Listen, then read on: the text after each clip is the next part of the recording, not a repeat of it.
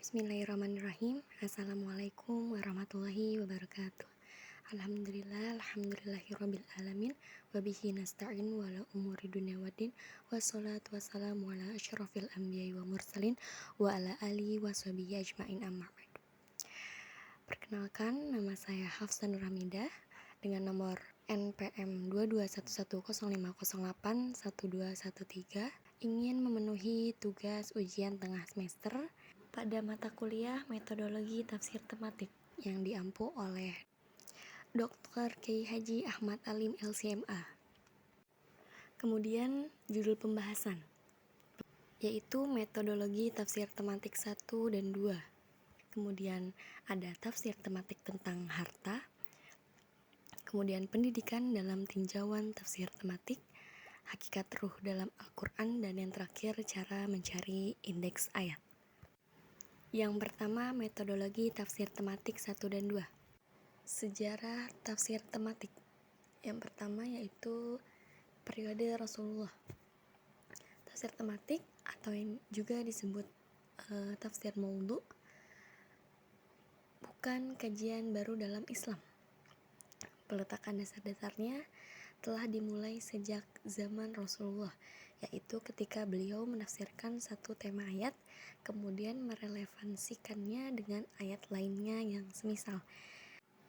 Sebagai contoh, Rasulullah menafsirkan Quran surat Al-An'am ayat 82 direlevankan dengan Quran surat Luqman ayat 13, atau Quran surat Al-An'am ayat 59 dengan Quran surat Luqman ayat 34. Kemudian yang kedua yaitu periode sahabat. Pada periode ini telah terbentuk madrasah Mekah atau yang disebut dengan madrasah Ibnu Abbas, yang melahirkan mufasir terkenal seperti Mujahid bin Juhair, Ikrimah Maula Ibnu Abbas, dan yang lainnya. Kemudian madrasah Madinah atau madrasah Ubay bin Ka'ab yang melahirkan pakar tafsir yang terkenal yaitu Zaid bin Aslam, Abu Aliyah, dan yang lainnya. Kemudian madrasah Irak atau madrasah Ibnu Mas'ud, di antaranya yang terkenal ialah Halah Al-Qamah bin Qais. Kemudian selanjutnya periode yang ketiga yaitu periode tabi'ut tabi'in.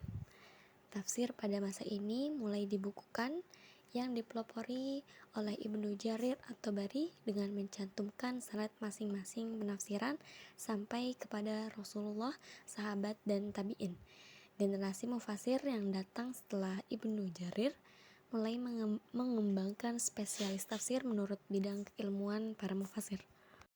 Kemudian periode setelahnya yaitu periode yang berikutnya lebih mengerucut lagi, yang dikenal dengan periode tafsir tematik atau tafsir maudhu'i, yaitu membukukan dengan pembahasan tertentu sesuai disiplin bidang keilmuan. Kemudian tata cara membuat tafsir maudhu'i. Yang pertama yaitu mengumpulkan ayat-ayat yang memiliki tujuan yang satu. Kemudian langkah kedua yaitu menentukan temanya. Yang ketiga, ditertibkan atau diurutkan sesuai dengan asbabun nuzulnya. Kemudian yang keempat, mensyarah ayat-ayatnya dengan membuka kitab tafsir. Yang kelima, dita'liq atau dikomentari dengan dibuat sintesa. Jika ada penafsiran yang tidak kontradiktif, maka jangan dibuang maknanya. Kemudian yang terakhir yaitu melakukan istinbat dan aktualisasi untuk menjawab problematika tantangan zaman. Kemudian pembahasan selanjutnya yaitu tafsir tematik konsep harta. Kajian relevan terdahulu. Yang pertama ada Abu Ubaid bin Qasim, yaitu dengan kitabnya Al-Amwal. Kemudian yang kedua Abu Qutaibah, yaitu kitabnya Al-Amwal. Yang ketiga yaitu Abu Hafs Al-Dawudi Al-Maliki, yaitu kitab Al-Amwal. Kemudian yang keempat Ahmad bin Yahya Ibnu Jarir Baghdadi yaitu kitab An-Nukud. Kemudian Al-Maqrizi Asy-Syafi'i yaitu kitab Syudzurul Uqud fi Dzikri An-Nukud. Kemudian Muhammad Ibnu Hasan Asy-Syaibani yaitu kitab Al-Ikhtisab fi Ar-Rizqi Al-Mustatab. Kemudian yang ketujuh Ibnu Hazm yaitu kitab Haq Al-Faqir. Kemudian yang selanjutnya cara menyusun jurnal atau sebuah makalah. Langkah yang pertama mencari latar belakang masalahnya terlebih dahulu, kemudian kajian teoritis, yang ketiga kajian tafsirnya, yang keempat pengembangannya, dan yang terakhir kesimpulan dan sarannya.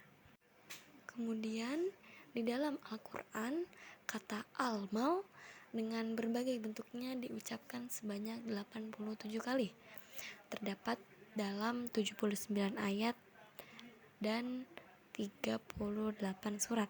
Contohnya dalam Quran surat Saba ayat 37 yang artinya, dan bukanlah harta atau anak-anakmu yang mendekatkan kamu kepada kami, melainkan orang-orang yang beriman dan mengerjakan kebajikan. Mereka itulah yang memperoleh balasan yang berlipat ganda atas apa yang telah mereka kerjakan, dan mereka aman sentosa di tempat-tempat yang tinggi di dalam syurga. Kemudian materi selanjutnya yaitu pendidikan dalam tinjauan tafsir tematik. Problematika pendidikan. Permasalahannya yang pertama dikarenakan kemerosotan umat Islam berawal dari kemerosotan di bidang ilmunya. Kemudian cengkraman peradaban barat telah mewariskan dikotomi ilmu antara sains dan knowledge atau antara agama dan umum. Kemudian sekularisasi ilmu saat ini telah menambah semua jenis keilmuan. Kemudian disorientasi dalam mencari ilmu, kebingungan dan kekeliruan dalam hal itu. Tantangan dan problematika kurikulum. Yang pertama, peningkatan disrupsi, disorientasi, dan disalokasi. Kemudian peningkatan interaksi antar manusia dan pertukaran budaya. Kemudian ada peningkatan liberalisasi pendidikan, liberalisasi ekonomi, politik, dan teknologi informasi instan. Kemudian perlunya kualitas pendidikan, kualitas guru, kualitas dosen, dan kualitas tenaga kependidikan. Kemudian perlunya islamisasi saintik. Kemudian istilah-istilah makna tarbiyah.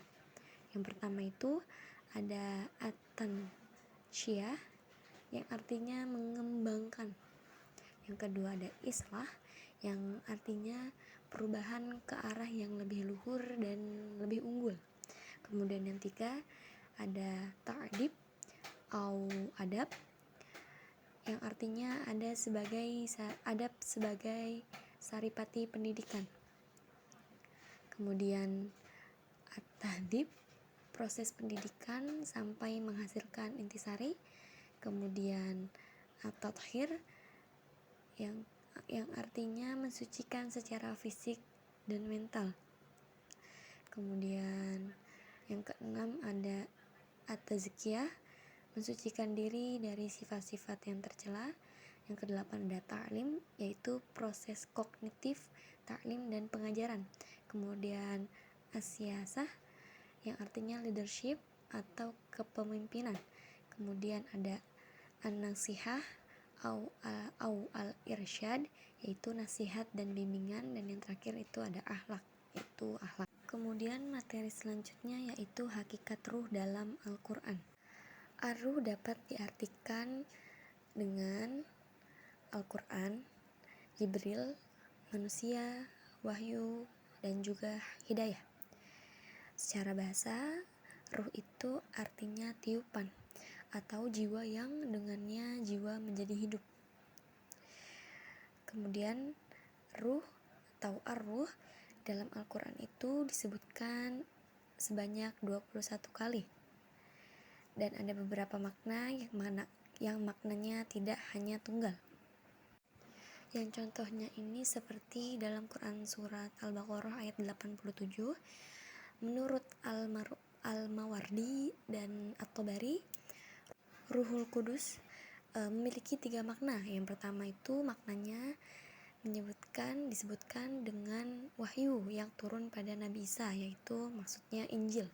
Yang kedua, maknanya mukjizat Nabi Isa, dan yang ketiga juga disebutkan artinya Ar-Ruh itu suci. Kemudian contoh lain dalam Quran surat Maryam ayat 17, ulama menafsirkan Ar-Ruh itu dengan Jibril alaihissalam. Dan juga dalam Quran surat Al-Anbiya ayat 91 diartikan sebagai Jibril alaihissalam dan ruh Nabi Isa. Di contoh yang lainnya dalam Quran surat Al-Hijr ayat 29, ruh yang dimaksud ialah ruh yang ditiupkan, yaitu satu identitas yang diberi Allah kepada manusia, yaitu nyawa, ruh yang sudah bersatu dengan jasad. Nah, kemudian Quran surat Asy-Syu'ara ayat 193, yang dimaksud ruh ialah Jibril alaihissalam. Dan di contoh yang lainnya Quran surat An-Nahl ayat 102, Ruh Kudus di sini ialah Jibril, julukan idhofah untuk menunjukkan keagungannya. Kemudian materi terakhir yaitu cara mencari indeks ayat. Langkah-langkah dalam meneliti tafsir tematik. Yang pertama itu kita harus mencari judul terlebih dahulu. Kemudian yang kedua, mengumpulkan ayat-ayat. Kemudian yang ketiga, mencari tafsirnya. Yang keempat, mencari latar belakang masalahnya.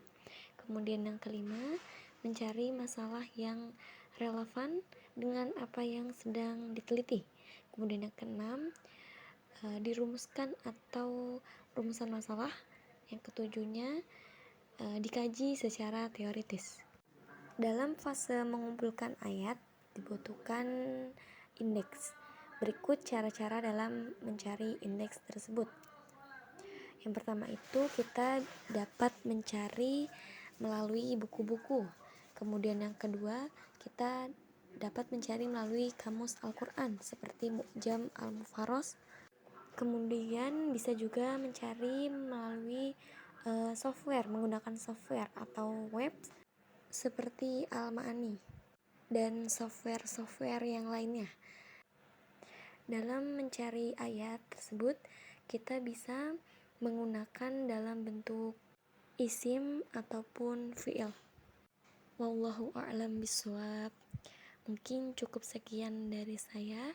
Apabila banyak kurangan ataupun kesalahan dalam penulisan, saya meminta maaf yang sebesar-besarnya. Wabillahi taufik walhidayah. Wassalamualaikum warahmatullahi wabarakatuh.